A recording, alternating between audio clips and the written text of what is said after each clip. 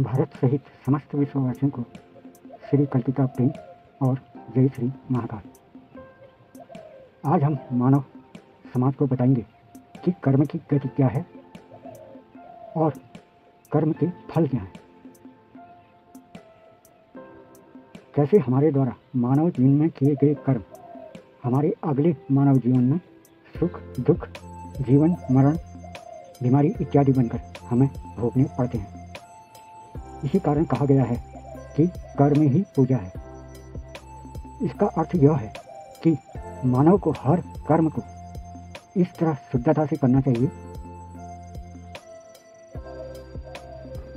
जैसे वो पूजा, प्रार्थना व नमाज अदा करता है। यह धरती एक कर्म भूमि है। इस धरती का नियम है कि आप जैसा भी कर्म करेंगे या इस धरती में बोएंगे, वो लौटकर एक न एक दिन आपके ही पास वापस आने वाला है। और वही कर्म दुख या सुख बनकर हर मनुष्य के पास वापस लौटता है।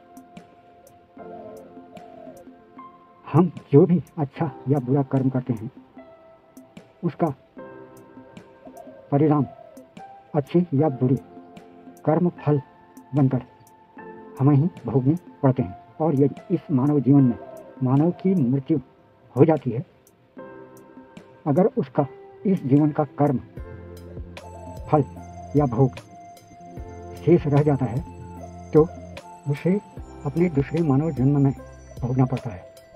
लेकिन दूसरा जन्म होने के पूर्व मानव को अपने गलत कर्मों के परिणाम स्वरूप, जैसे जीव हत्या, मांस भक्षण, शराब पीना, भ्रष्टाचार, चोरी, झूठ बोलना इत्यादि कर्मों के परिणाम स्वरूप 80 लाख योनियों में जन्म लेकर इन पापों का दंड भोगना होता है।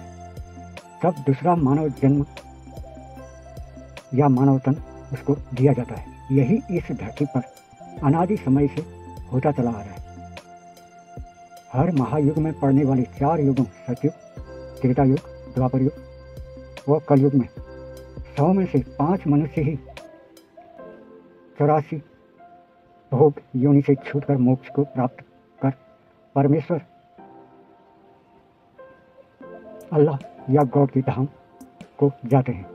इन 4 युगों में हर जीवात्मा कई बार जन्म ले चुकी होती है, यानी 84 लाख योनि में जन्म मरण के चक्र को पूरा कर चुकी होती है।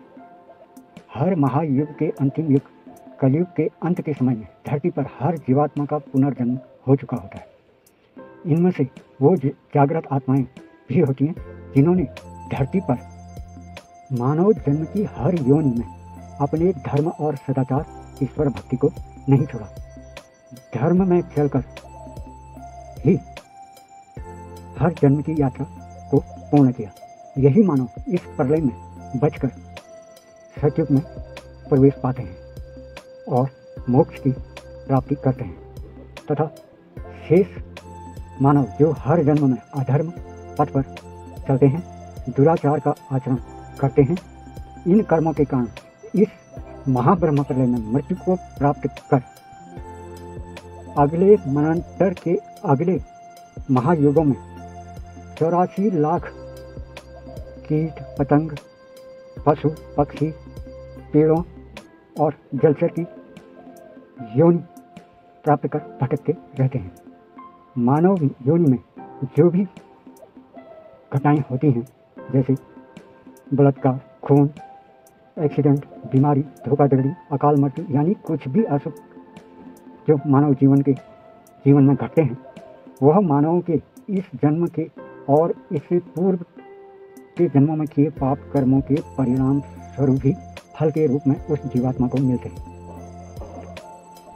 वर्तमान में जो भी घटता है, यह उसी प्रारब्ध का नतीजा होता है।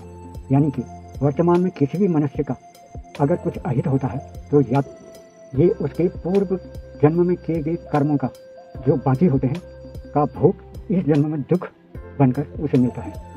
इससे कोई भी मानव बच नहीं सकता। ये धरती का नियम है।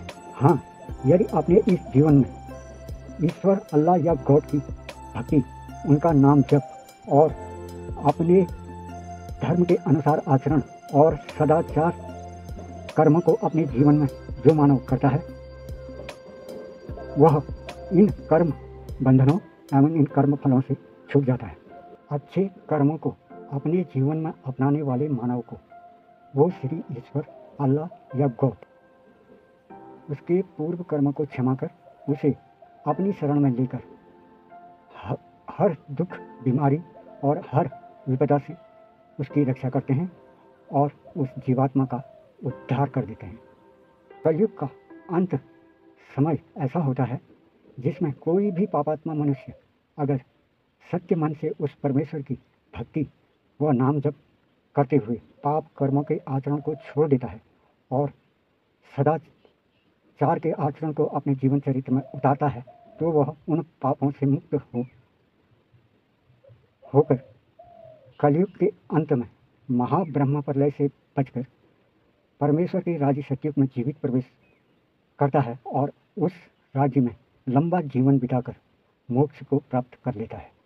श्री कल की विश्व के सारे मनुष्यों से विनय करते हैं कि सदाचार को अपने जीवन चरित्र में अपनाएं और अपने अपने आराध्य का नाम जप कर सतयुग में प्रवेश पाएं।